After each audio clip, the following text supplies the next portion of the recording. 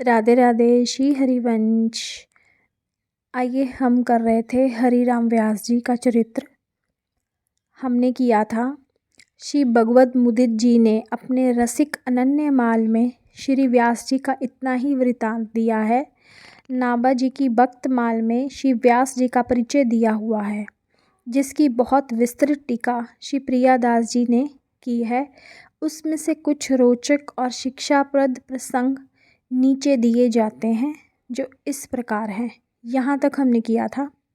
अब आगे उनके प्रियादास जी द्वारा दिए गए उनके प्रसंग हैं, जो वो है ऊपर तक जो हमने कल किया था, वहाँ तक भगवत मुदित जी ने उतना ही इनका परिचय लिखा है। आगे जो लिखा गया है, ये भक्तमाल से जो प्रियादास जी थे उनके द्वारा लिखा गया इनका चरित्र है। आइए आगे करें। एक बार वे संतों के साथ प्रसाद पाने बैठे हरि राम व्यास जी।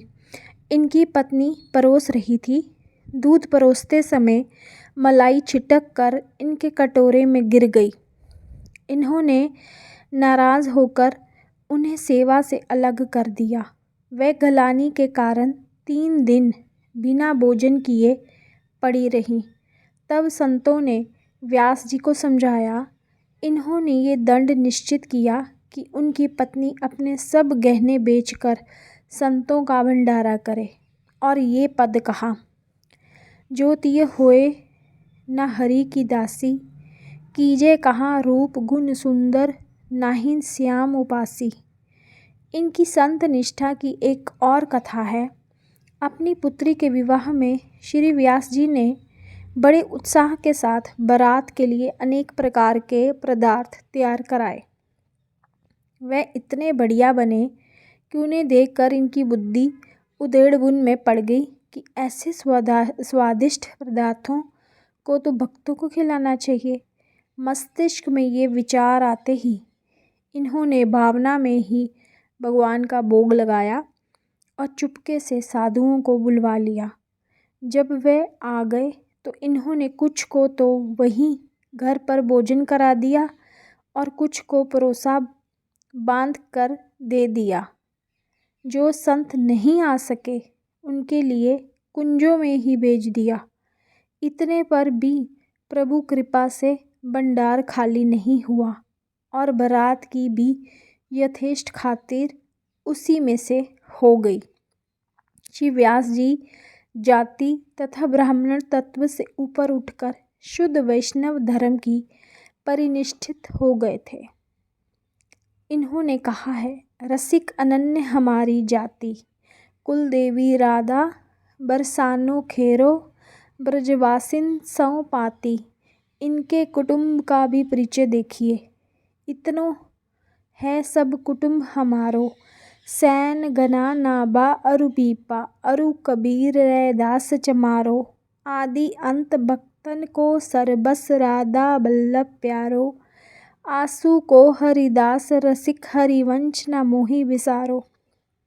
एक दिन व्यास जी जरी की पाग ठाकुर जी के मस्तक पर धारण करा रहे थे, किंतु सिर के चिकना होने के कारण ये बार बार खिसक जाती थी। कुछ देर एक चेष्टा करने के बाद जब सफल नहीं हुए तो खींच कर बोले, प्रभु या तो पाग बंधवा लीजिए, नहीं तो स्वयं बांध लीजिए। ये कहकर वह सेवा कुंज चले गए, लेकिन रह रह कर इनको पाग की याद आती थी।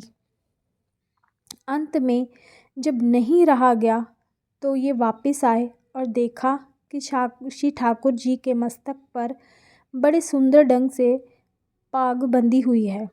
वे दर्शन करके कृतकृत्य हो गए और बोले, जब ऐसी सुंदर पाग आप बांध सकते हैं तो भला मेरी बांधी हुई क्यों पसंद आने लगी।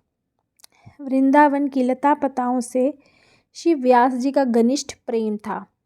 किसी भी परिस्थिति में श्री वृंदावन से बाहर जाना उनके लिए असंभव हो गया था। एक बार ओरछा के राजा ने उन्हें लिवा लाने के लिए अपने मंत्री को भेजा, लेकिन वे नहीं गए। एक दिन मंत्री ने देखा कि श्री हरिराम जी भक्तों की जूठी पतलों में से शीत ग्रहण कर रहे हैं। उसने समझ लिया कि अब वह आचार भ्रष्ट हो गए हैं और ओरछा लौटकर उसने राजा को ये घटना सुना दी। अब राजा स्वयं इन्हें मनाने वृंदावन पहुँचे और आग्रह किया कि एक दिन के लिए ही सही, किंतु आप एक बार ओरछा पधारें अवश्य। कहते हैं जब किसी प्रकार भी राजा ना माने तो व्यास जी ने कहा, जब चलना ही है तो मुझे अपने भाई बंधुओं से मिल लेने दो। इस मिलन का दृश्य अलौकिक था। राजा ने देखा कि व्यास जी वृंदावन की लता और वृक्षों से लिपट लिपट कर रो रहे हैं और कह रहे हैं, मुझसे ऐसा क्या अपराध बन गया जो आज तुमसे अलग हो रहा हूँ। राजा का हृदय पिघल गया और व्यास जी के साथ वह भी रो पड़े। उन्होंने तब व्यास जी के चरणों पर गिरकर अपने दुराग्रह के लिए क्षमा मांगी और व्यास जी से भगवत भक्ति का उपदेश लेकर वे अपने राज्य को लौट गए।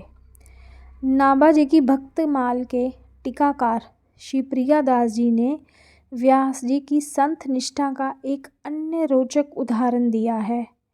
व्यास जी के घर में निवास करते हुए एक संत बड़े मधुर कंठ से भगवान की स्तुति किया करते थे, इसलिए व्यास जी उन्हें बार बार जाने से रोक लेते थे। एक दिन संत जाने के लिए अड़ गए और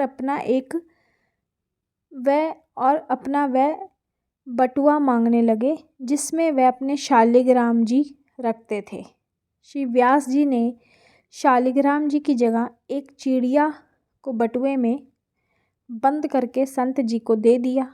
यमुना जी पर पहुंचकर संत ने स्नान किया और ठाकुर जी की पूजा करने के लिए ज्यों ही बटुआ खोला, चिड़िया उसमें से निकलकर शिव वृंदावन की ओर उड़ गई। ये देखकर संत महोदय लौटकर फिर व्यास जी के पास आए और बोले, हमारे श्री ठाकुर जी आपके यहाँ उड़कर आ गए हैं। व्यास जी ने कहा, हो सकता है, मैं देखकर बताऊंगा। ये कहकर वह मंदिर के अंदर गए और बाहर निकलकर बोले, आपका कहना ठीक है, आपके ठाकुर जी बाहर नहीं जाना चाहते, इसलिए उड़ आए हैं। फिर तो संत जी ने सदा के लिए वृंदावन वास करने का निश्चय कर लिया। श्री व्यास जी की उपासना लोक वेद के बंधनों से पृथक थी। इसका एक सुंदर उदाहरण श्री नाभा जी ने अपने भक्तमाल में दिया है। एक दिन शरद पूर्णिमा को प्रिया प्रीतम की रास क्रीड़ा का अनुकरण किया जा रहा था। इस अवसर पर उपस्थित संतों के हृदयों में प्रेम की जो बाढ़ आई, उसका वर्णन किसी भी प्रकार नहीं किया जा सकता। सहसा प्रिया जी ने नृत्य करते हुए ऐसी घूम ली कि दर्शकों की आंखों में बिजली सी कौंध गई, किंतु उसी समय प्रिया जी के चरण का एक नूपुर टूटकर उसके घुंघरू बिखर गए। ये देखकर श्री व्यास जी ने तत्काल अपना जनेऊ तोड़कर उससे नूपुर को यथावत कर दिया। ये करने के बाद ये महात्माओं की उस बड़ी सभा में बोले, इस यज्ञोपवीत को जन्म भर ढोया पर काम आज ही आया। इसी के साथ ये चरित्र यहीं समाप्त है। कल हम फिर से एक और चरित्र के साथ आगे बढ़ेंगे। तब तक के लिए राधे राधे। श्री हरिवंश।